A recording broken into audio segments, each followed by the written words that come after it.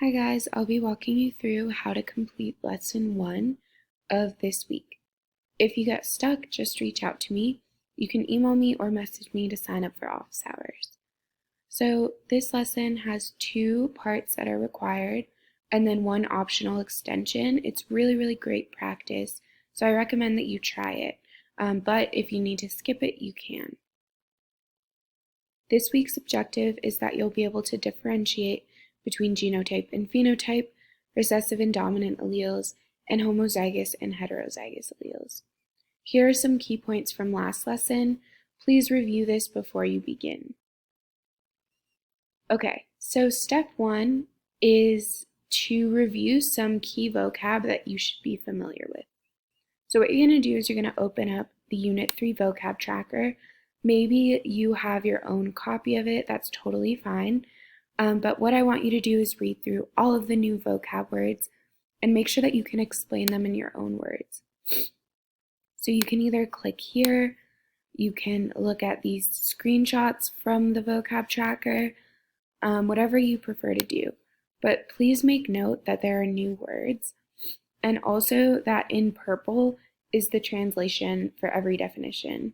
So the new words are gene, genotype, phenotype, allele, dominant, and recessive. So please read through all of these. Make sure that you understand the difference, for example, between genotype and phenotype and dominant and recessive. Go through these, spend at least 5 to 10 minutes reviewing them or adding them to your own vocab tracker. Then, once you do that, please move on to step 2. Step 2 is a really fun game. It is called Genetic Zoo Nursery. So what you're going to do is you're going to spend 20 minutes playing the actual game.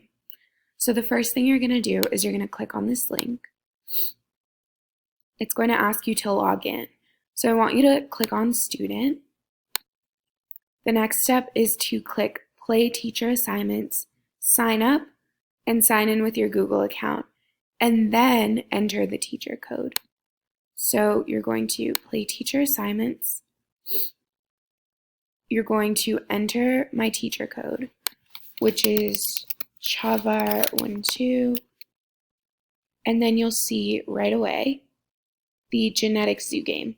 It might ask you to log in with Google. If it does, log in with your LPS account. So put in your LPS email and then your password.